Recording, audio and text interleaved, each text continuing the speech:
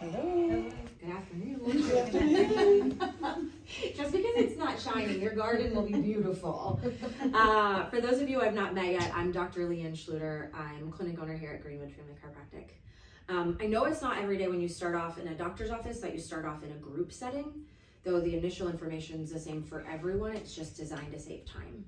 We won't share any personal private information through here. What will happen is we'll break off, individually go through x-rays, recommendations, any sort of questions.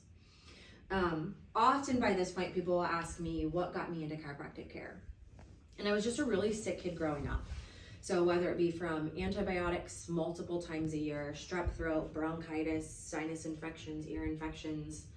I had asthma. So not only was I on an albuterol inhaler, I was also on an inhalable steroid. So at the age of 8 years old, every morning when I got up, I had to take a puff of my albuterol inhaler and an inhalable steroid. So at 8 years old, I inhaled a crushed up steroid every morning so that I could play soccer and be with kids my age. As well as I had seasonal allergies, so like you name it, Zyrtec D, eye drops, nasal spray.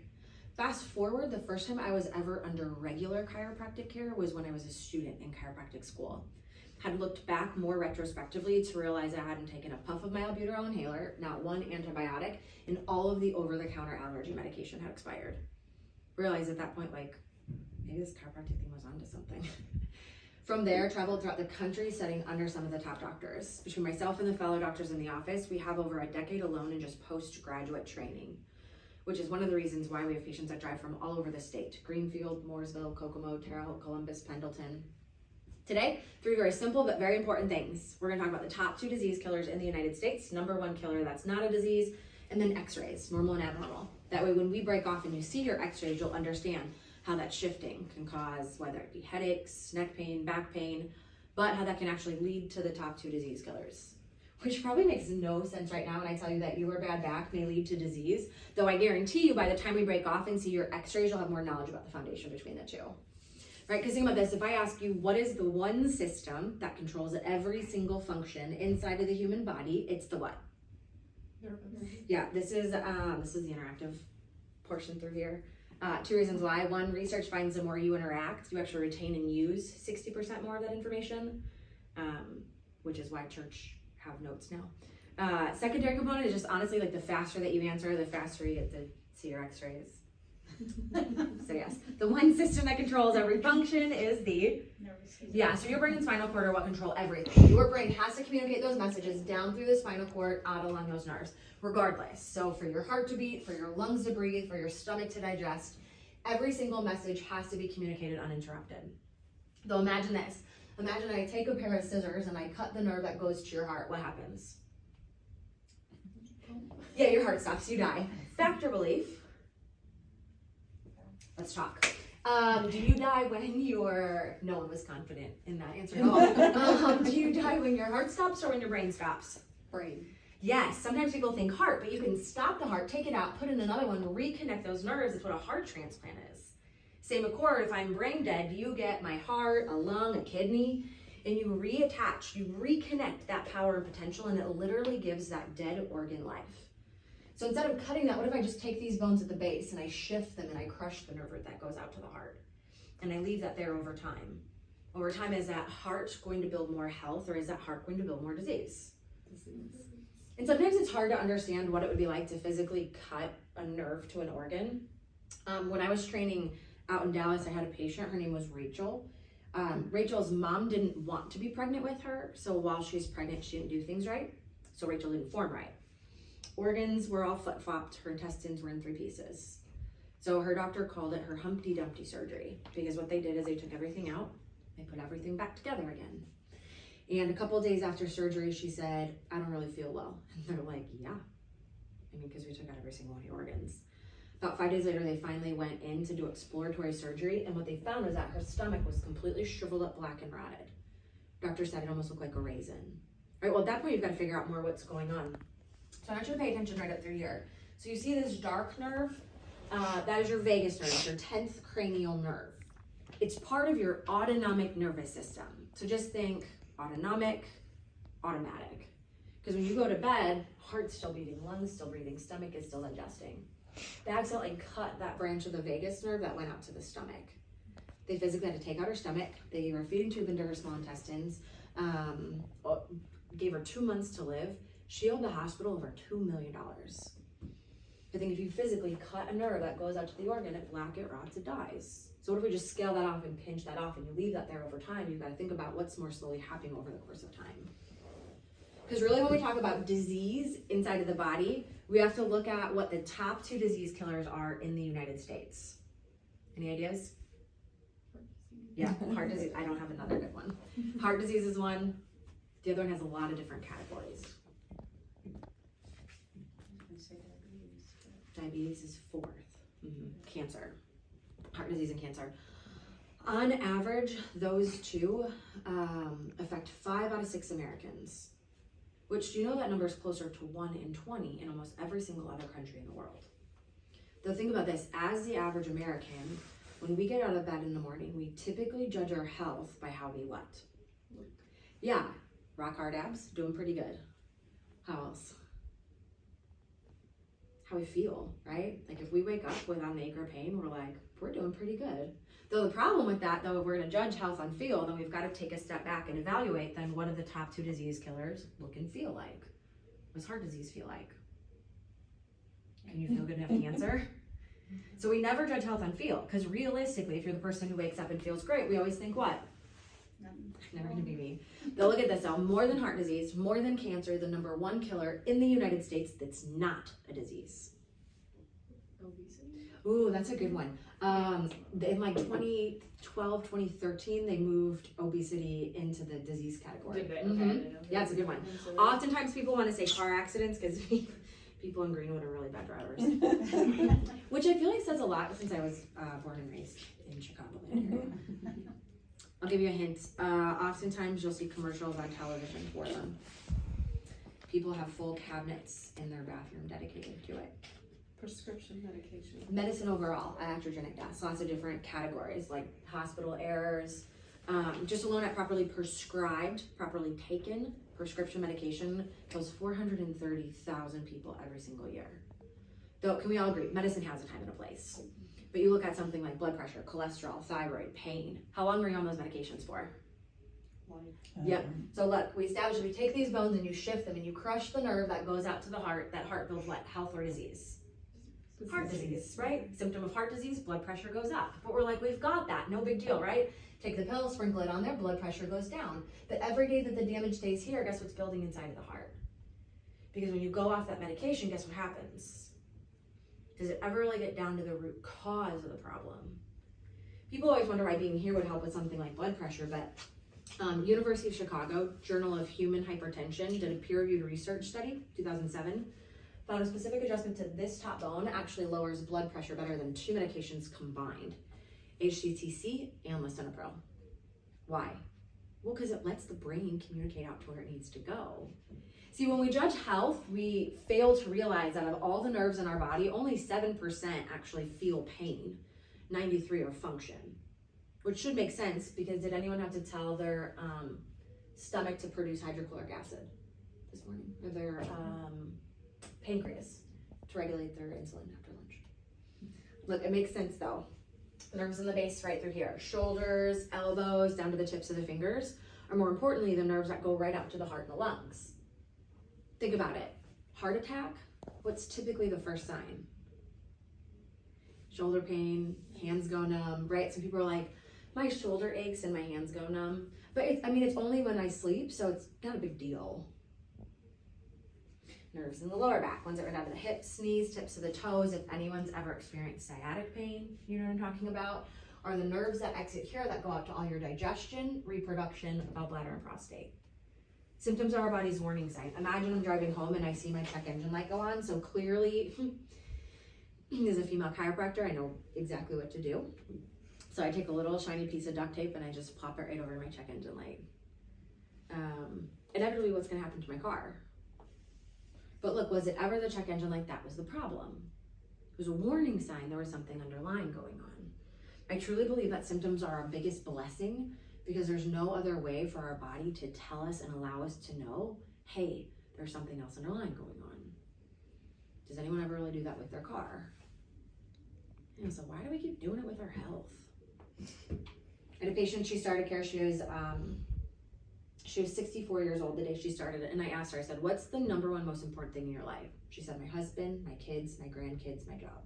Fair. Got her adjusted, she got worse and worse and worse. And again, medicine has a time and a place. Referred her out, they did a scan, they found cancer in almost every single organ throughout her body. And so you look at that exact moment in time, guess what moved to become the number one top priority in her life? You know, when you have your health, you don't think much about it. And when you don't have it, you will go to the ends of the earth to get it. From the day that she got diagnosed, from the day that she passed, ended up being 10 days. And so you think about, like she wasn't worried about the car she was driving, the house that they lived in. They were trying to plan a huge family vacation. It takes a secondary when you lose your health. I used to have a file folder, and every time I'd run across like a research article or a statistic, I'd throw it in there. But here's what I will share with you more candidly that over a decade in practice has taught me, is that when you lose your health, it affects you as an individual. But when you lose your health, your whole entire world changes. Your time with family looks different. Vacations look different. Weekends look different. Just figuring out, like we can all agree health is important, right? So then where does it come from? So the World Health Organization defines your body's health. I don't think I'll approach too much other space. The World Health Organization defines your body's health as your body's ability to heal and function at 100%, not just merely the absence of sickness or disease. Right? Your body's ability to heal and function at 100%, not just merely the absence of sickness or disease. The root word inside health is what? So it controls all healing inside of the body. Central nervous system. Yep, formed 10 days after conception, before most moms even know that they're pregnant. Why? Because this is the system that creates every single living cell inside of our body. So in order for that function to be at 100%, your spine has to be straight from the front, 3 curves from the side. This is just very simply page 2 out of Gray's Anatomy and Physiology textbook. Think about this. You can go to any medical doctor, orthopedic, neurologist in the world, and if your spine looks like this, he's going to tell you that you're healthy or sick. Think there's a reason why we do this test in school. It's an evaluation for a scoliosis. Why? Because research finds if you have a scoliosis, it can take up to 14 years off of your life. Because of pain? Because you're compressing nerves, which inevitably go where? Yeah, and that's where I get to feel people are like, but like I do a lot of things right. I eat right, I exercise. You look at someone, Bob Harper, Biggest Loser trainer, right? Like picture of health, had a massive heart attack in his mid-50s. Or we have the people at the far other end of the spectrum, the ones that do everything wrong. They smoke, they drink, they never work out, but yet are somehow seemingly flawless in health. Everyone has like the weird crazy Uncle Eddie at Christmas parties, and you're like, how has he not died yet? Well, look, our diet and exercise is an aspect of health. Absolutely, but if I cut the nerve that goes up to your stomach, does it matter how organic your vegetables are or how great your supplements can be? This through here is one of the most important views, right? So neurologists consider this the arc of life. So base of the skull, back of the jaw. See these teeth through here? This top bone, C1, your atlas, needs to be like an airplane taking off. This curvature on average needs to be between 43 to 63 degrees. Okay, that's a really important number, 43 to 63. Now, often individuals will ask what the difference is between x-rays and MRIs. X-rays look at bone, MRI looks at soft tissue. On your x-rays, you need to see these nice square bones. Now, in between the bones are your discs. But when you look on your x-rays, you can't see the disc because they're soft tissue, right? So these spaces are disc. We know if there's a compromise with the space, there's a compromise with the disc. Make sense? Directly behind the bones, this is where your spinal cord runs. But again, on x-rays, you can't see your spinal cord because it's soft tissue. Though we know if there's a compromise with that curve, there's a compromise with the cord, which is what you can see here. Can everyone see that loss of curvature? Takes those bones, shoves them back in the spinal cord, compresses those nerves. Now, often people will ask, and it's a fair question, how would my spine ever get like this? And across the board, pretty candidly, for the most part, we have no idea. There are, right, not helpful, but there are hundreds of different reasons how your spine can get like this. Do you guys know one trauma we've all had to go through to get here today? Birth. We birth on our backs against gravity. We use forceps, suctions, we break clavicles. Growing up, learning to walk, you fall over 2,000 times on your bottom learning to walk. Falls from monkey bars, roller skating, ice skating, cheerleading, gymnastics, football, wrestling. Slips and falls don't come as easy. We have motor vehicle accidents. Sledding. Yeah, right, all the things. Lifting up super heavy weights. Or what I see so much of now too are repetitive micro traumas. Texting, typing, studying, driving, finance, right? Like our spines are like wire hangers. So hundreds of different reasons how our spine can get like this. What we want to see more so is how long it's been in there. We're able to look at that through the different phases of degeneration. So there's 3 phases. First is phase 1. Most obvious difference between normal and phase 1, can you see, is that loss of curvature? So pay attention how that top bone is flat. If you see on your x-rays that your top bone is flat, C1, it causes ringing around the brainstem, as if you were to wring out a rag. Often people say, like, why do you adjust me through here if my problems are down here? You guys remember Christopher Reeves, the old Superman? When he fell, he broke C1. So can this bone have an effect all the way down? But remember this vagus nerve. After his fall, his heart started to shut down. So they had him on a pacemaker, a respirator, a colostomy bag. They literally had to push on his bowels in order to make him go to the bathroom. We'll think, was that ever really an organ system problem? No, it was a nerve that went out there. I had a couple patients allow me to share their x-rays as examples. First one I chose was Shelly. Shelly saw a chiropractor for 10 years. Once a month, very faithfully, insurance gave her 12 visits. And so if you see a chiropractor for 10 years, what do you think your spine should look like? Pretty good. She had a friend who was a patient here, and she was like, hey, why don't you just come check out my chiropractor, see what they do. It's a little bit different, right? So we took x-rays, and this is her neck. Curved or straight? Curved or straight? Okay, I just want to, I'm a little bit nervous. Top bone is flat, causes that ringing. All the nerves that go back up into the head. Cloth over the eyes, stick to the stomach, hope and pray by the time she gets up in the morning that her headaches go away. But she's a school teacher, it was hard for her to go to class. She also had numbness and tingling, which is your body's biggest warning sign. It's literally saying, I don't want to feel it anymore. She also had hand weakness. Now this is where I get a lot of people who are like, Dr. Leanne, this sounds really nice, but mine's different because mine is just muscle. So let's talk. So every muscle you have has a nerve innervation. Basically means every muscle you have has a nerve that goes to it and it controls it. Guys ever hear of the gentleman that goes by Peyton Manning? I know I lucked out with that analogy. Most people don't realize that he had 3 surgical fusions to the base of his neck. So he wrote dozens of articles talking about how he suffered with tricep atrophy. Well, do you think he had just muscle weakness when he was in the middle of the NFL? Winning Super Bowls like every other weekend? Problem is the damage on the nerve root that went out to the muscle. It's not a muscle problem, it's a nerve that goes out to the muscle problem. If you take these bones and shove them back, you compress a nerve, right? Well, if you compress a nerve that goes up to the organ, that organ doesn't function better or worse. Tired, fatigued, couldn't stop gaining weight. If she could make it to class without a migraine, by the time she got home, she's like, I don't feel good, I'm exhausted, I just want to lay down. Now, this is where we're very different. We talk about our specialty in terms of structural correction versus what the average person knows as more kind of the pain-based chiropractic. Our specialty is somewhat similar to braces. So imagine you have braces, you tighten, tighten, tighten, and at the end you have really nice straight teeth. Your braces come off and they give you your retainer. Yep, and you pop in that retainer every now and again, because if you fail to wear that retainer, guess what happens to the structure of your teeth? It regresses back. Now, parallel that to corrective chiropractic care. Ladies, you will get this more. Do you ever try to part your hair different? No, because it's awful. Because your spine or your hair has muscle memory. Your spine has 10 times more muscle memory than your hair does. So in the beginning, you only hold your adjustment for about a day, and the muscles try to pull it right back out of alignment. So when you look at the different pre and post adjustment therapies, the different adjusting styles, as well, we'll give you all of these therapies to take home with you. That way you can be proactive, not only here in the office, but at home as well. We still have to see you more in the beginning. So with Shelly, we started off at 3 times a week, different checkpoints, and at the end, what we do is we take another set of x-rays. I think we said from the very beginning, we don't judge health on feel. So imagine she might see relief in her migraine headaches after 4 visits. Though if we were to re-x-ray her after just 4 visits, guess what her spine's gonna look like? So guess what comes right back? So at this point, when we start to see the structure change, we move you down into maintenance, similar to the retainer phase. so that structure doesn't regress all the way back. This is where people get really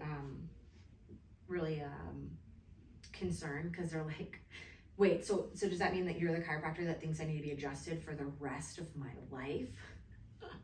Yes, 100%, that is my recommendation. But know this about our office too, like we want you to eat well for the rest of your life. We hope that you exercise for the rest of your life. Like our goal is to be alongside as we get well and stay well for the rest of your life. Though that being said, everyone in here is an adult. It's your health, so it's your choice. So with Shelly, we started off at 3 times a week, different checkpoints. This is after her second set of x-rays, after about 7 months. No more migraine, able to get the feeling back into her hands, completely got off all of her thyroid medication. Now that being said, we don't put you on medication, we won't take you off medication. But why wouldn't it make more sense to get down to the root cause of the problem so it isn't something that you have to continue to keep worrying about for the rest of your life? Because you look at how much her body's functioning better, healing better. Now, unfortunately, after phase 1 comes phase 2. So research finds if you have degeneration, it continues at about 2 to 3% a year.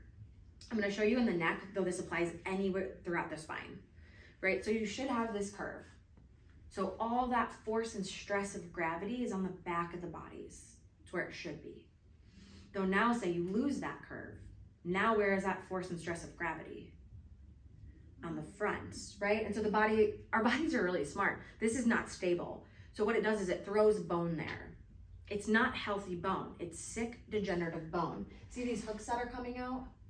So if you ever hear of terminology like bone spurs, osteophytes, though you see how you don't see the nice open spaces for the disc any longer? So this is actually a law. It's Wolff's Law. The law is if you have unequal stress and pressure on a joint, the joint changes. People understand this law much more with lower extremities, like hips and knees, right? Imagine you go to the doctor because your knee hurts. And they're like, well, yeah, because you have arthritis. And, okay, but what's your arthritis from? And they're like, oh, very simple, old age. But then my question is, if it's from old age, how come you have arthritis in this knee and not that knee? Because realistically, how old is that knee compared to that knee? Right, but if you have that unequal wear and tear, that joint wears faster. That law is what applies to the spine.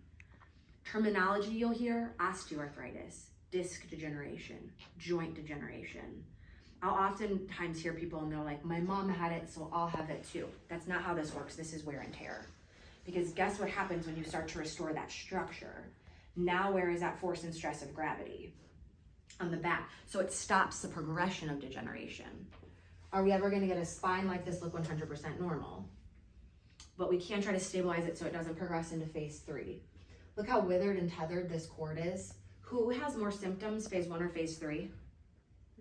Who's easier to correct though, phase 1 or phase 3? When people don't have that many problems or that many symptoms, they're very easily correctable. The problem is there's not a lot of urgency that comes there. This is just a simulation so you can see what degeneration looks like. Base of the skull, back of the jaw, beautiful airplane, curve, square bones.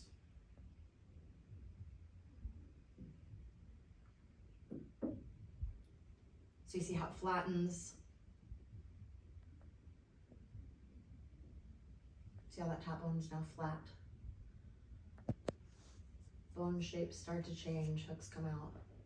So see how it goes backwards? So imagine what's happening to the spinal cord through there. And then see how it all kind of mashes up. Have you ever asked someone and they're like, hey, how tall are you? And they're like, well, I used to be 5'10", but now I'm only 5'9" and a half. That's literally what's happening. It's loss of disc height. Problem being is that there's a direct correlation. The more height that you lose, the shorter you become, there's a direct increase to your mortality rate. I will show you this.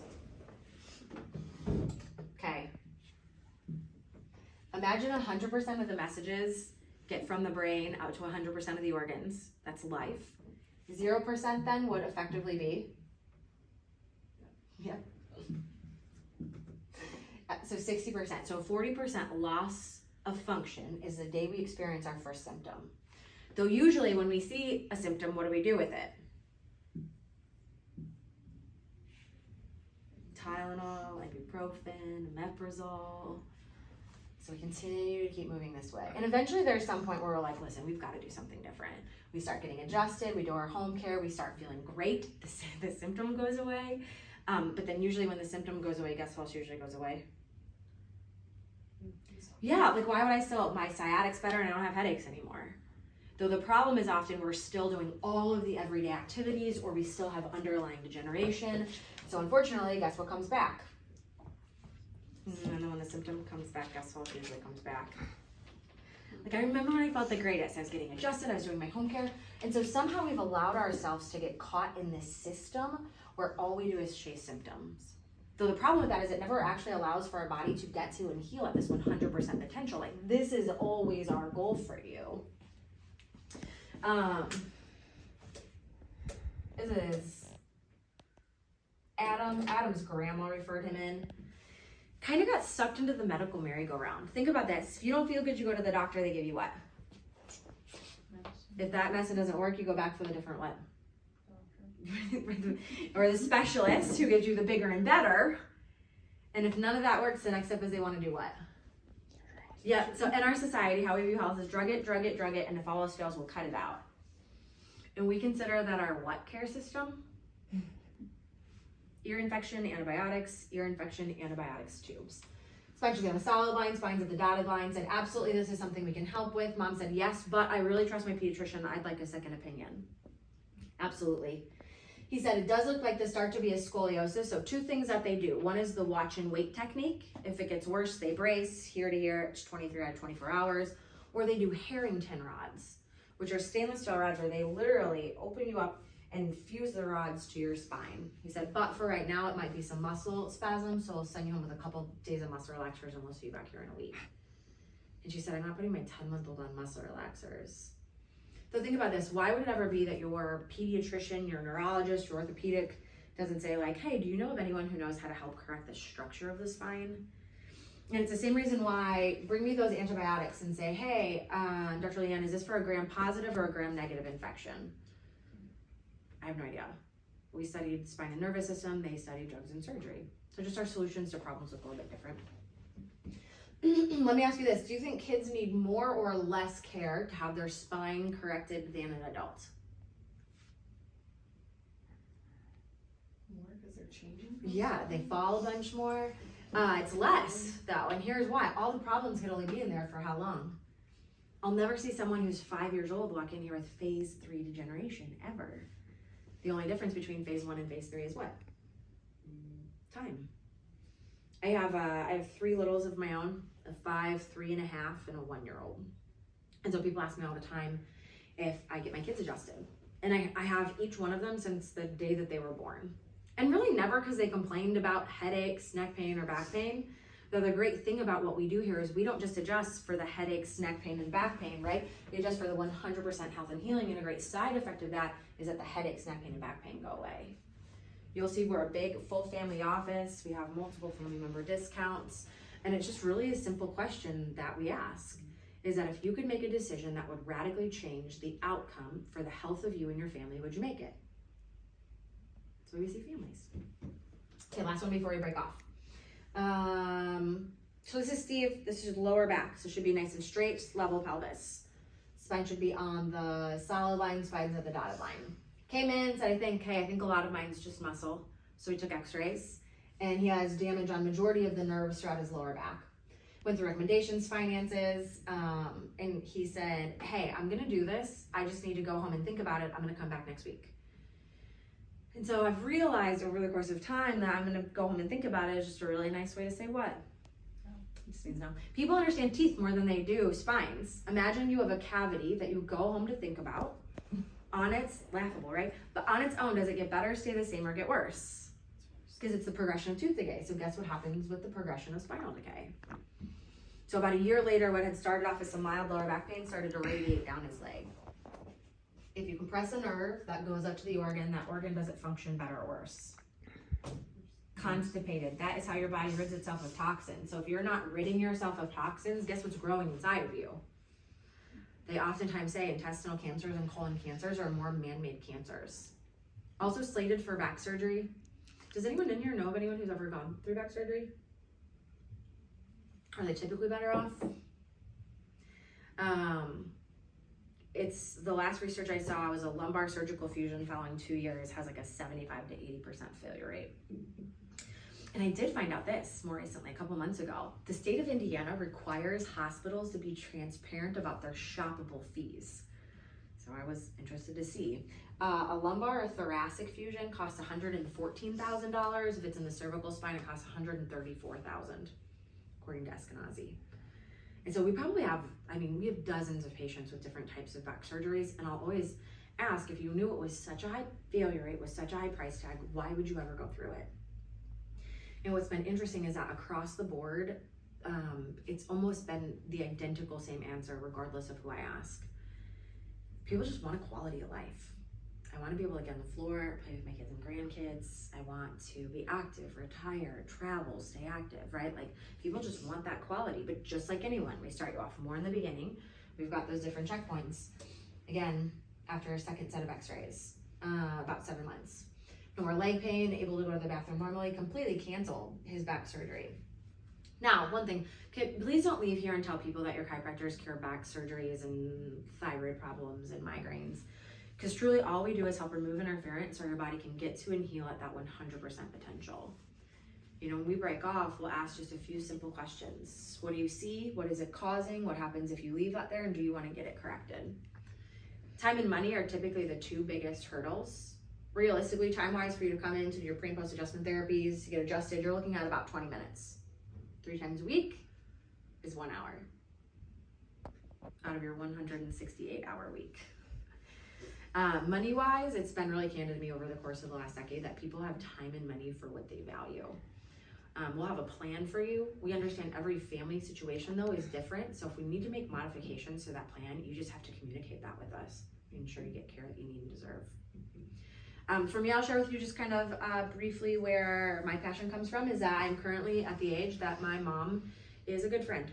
We talked often. We FaceTime this morning. A couple years back, my mom realized she started to develop a hand tremor. So we gave it some time to see if it progressed, and it did. It got worse. So she went to the doctor. She went to multiple doctors who ran multiple tests. Turned out she was pre-diabetic, had high blood pressure, high cholesterol, none of which really alluded to her hand tremor. They put her on a handful of medication. Several months later, she noticed she was having digestive issues, she was having headaches. So she went back to those doctors. Doctors ran more tests, put her on a handful more medication. Several months later, she was really lethargic. She noticed some odd sensations in her hands and feet. So she went back to the doctors. Doctors ran more tests, put her on a handful more medication. And I'll never forget the day my mom called me and said, Leanne, I just don't know that this would be a path that I'm well in 5 years. And so we found our Dr. Maximine doctor out in Des Moines, Iowa, where she lives. They took x-rays. These are my mom's x-rays. See that reverse curve, fused together bone on bone? That shiny tooth right there is from a motor vehicle accident she was in when she was 17. I think that's what caused it. These nerves are the ones that go down to her hands. She has a scoliosis. Went through with that doctor, and we both came to the conclusion that my mom will likely never see an ounce of correction in her spine. But she said, do you at least think I can make it so it doesn't get worse? I'm like, yeah, absolutely. So just shy about 3 years, my mom started under care. She got adjusted. She did her home care, made nutritional changes. And to date, my mom still has a hand tremor. But at least she's kept it at bay so that she can feed herself. She writes, she maintains a quality of life. But to date, my mom is 10 pounds down and almost medication free. And so for me, not only did I get my mom back, I shared with you that I have 3 littles. The 5 and the 3.5-year-old are boys. If you know anything about boys that age, my house, it all points in times, it's like a no holds barred WWE wrestling match. And my mom was up the beginning of the year, and she was in the thick of all of it. And she went to go leave, and she gave me a big hug, and I could see just like the tears streaming down her cheeks. And I said, what happened? And she said, do you know, if this was 3 years ago, I would have never been able to do this with your kids. And so for me, not only did I get my mom back, my kids have memories and experiences with their grandma that they would have never had it not been for this. So it's easy, life is busy, it's easy to get caught up in the hustle and bustle of everyday life, but life always goes on without you. It's just making sure we have a quality of life while we're here. We want to take care of ourselves. So what I'll have you do is hang tight. Team will be back momentarily. We'll break off, individually go through x-rays, recommendations, any sort of questions, okay?